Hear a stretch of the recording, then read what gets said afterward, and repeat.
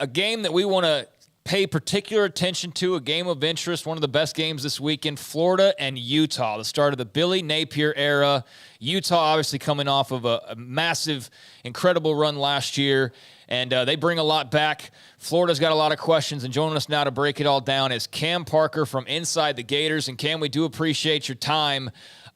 If you were to put together a list of the teams that you would least like to see Billy Napier have to open his Florida tenure with, where on that list would be the Utah Utes?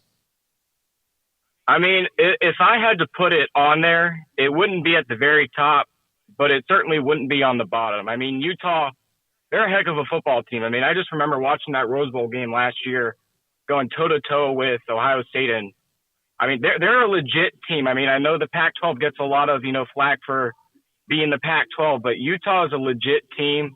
They're very good. Kyle Whittingham has been there for a long time, and Cam Rising, he's a legit quarterback. So Billy Napier, I mean, it's a tough task to handle, but I don't think it's too much of a task to handle. So going into this game, Cam, I think the biggest question mark, I don't even know if it's a question mark, but I think the high level of intrigue is all around Anthony Richardson, the quarterback at Florida. What do you think about Anthony Richardson kind of going into this year? Where do you think you've seen kind of the biggest improvements from him from a year ago, in which he was kind of underutilized by Dan Mullen, at least in my opinion? I mean, honestly, it's off the field stuff. It's his maturity and leadership and growth. He's got the tools. I mean, he's been compared to Cam Newton. He's been compared to so many guys. I mean, 6'5", 240, and he's a heck of an athlete. But it's his off the field leadership. Last season he got hurt a lot because of, just stupid decisions off the field. I mean, the South Carolina game, he had to miss it because he was dancing in the hotel room and he hurt his knee the night before the game. And, just a lot of stuff like that. And then this season, he hasn't talked to the media too much. He talked to us on Tuesday, and he said that was a main goal for him was, growing more than just leading by example, but being a voice in the locker room.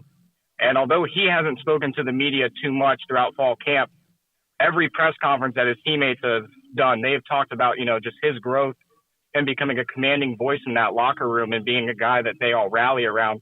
So really, it's just that off-the-field leadership. He's got the tools to be a top QB in the country, but it's just about putting together that maturity off the field. I think he did put it together. He had that incident on the offseason where he got pulled over, had that ticket, going over 100 miles an hour down the road, and he, apologized for it, made up for it, and so it's just that off the field stuff. But I think he took care of business there. He's growth and matured a little bit. So we'll see how it comes on Saturday. But I do think he's got all the physical tools, but we'll see how that off the field maturity comes into play as well.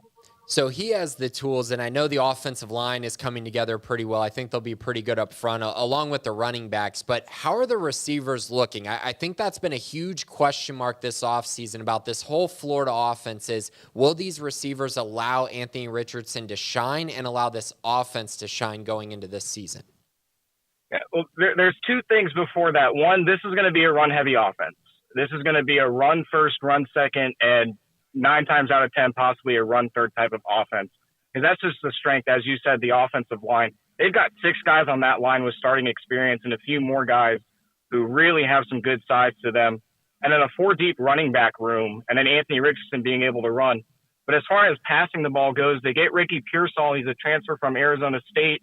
I mean, the stats aren't there necessarily, only about 500 yards and I think 4 touchdowns last year. But, I mean, his playmaking ability as well, he's got speed. And, in the open portions of practice, Billy Napier's been pretty secretive for the most part. We only get 15 minutes of practice to watch, and they're all positional drills. So you don't get much to go off of other than that. But, Pearsall, he had a bit of an injury throughout fall camp, but he'll be back. I mean, the biggest, as you said, this receiver room is a question mark. It is a big question mark where the talent is there on paper, but the production just isn't there. And most of that had to do with last year. The established starters in the room right now are Justin Shorter. He was a 5-star recruit, transfer from Penn State. He didn't really see the ball too much until Anthony Richardson got some playing time. And on the opposite side, Xavier Henderson, who's a 4-star. He's a younger brother of C.J. Henderson.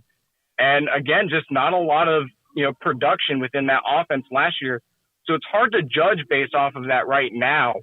But I expect Florida not to pass the ball too much. I would say 25 passes would be the high cap. I would expect more like 20 passes tomorrow night. But, as you said, there's a lot of question marks in that room, but the guys I'm watching right now are especially Justin Shorter and Ricky Pearsall. They're going to be the two main guys in the receiver room this year. Cam, what are maybe some questions that others have that you don't really have, or just things that you're pretty sure about? There's lots of questions, like you said, but what are some things that aren't so much questions to you that you feel solidly about with the Gators? First of all, the starters on defense, I'm very sure about it. The starters are very much an established veteran group. The backups, there's some question marks, but the veteran leadership on that defense, at the linebacker spot, you got Ventrell Miller. He's a sixth-year senior, and he's hungry. He missed last season, or most of last season, with a shoulder injury. Amari Burney, there's been some question marks there just because he's made a lot of position switches and had some tackling issues. But that defensive line, although that there's some depth issues, the starters should not have a problem at all. Brenton Cox, he had 8.5 sacks last season. Jervon Dexter was one of the rare 5-star recruits in the Dan Mullen era. He had a heck of a season last year, too. And then in the defensive back room, Trey Dean and Rashad Torrance at safety. I know that there were some production issues with the defense the last 2 years under Todd Grantham, but under Patrick Toney with this new defense, he's a young genius in college football. I wouldn't be surprised. He's a new defensive coordinator. I wouldn't be surprised if he's a head coach somewhere in the next 4 or 5 years. But I don't have any doubts about the starting group of this defense, veteran leadership, a lot of, somewhat production considering the last 2 years. But, those guys stick out the most on defense just as far as, the veterans go. So, Cam, you mentioned the starters on defense, and I've been hearing this reoccurring theme, and I kind of want to get your opinion on it. But I've heard a lot of people make this opinion and take that Florida's backups, especially on the defensive line, are not very good. Would you agree with that? And can you kind of talk about maybe what they have in that room and maybe, create some reassurance?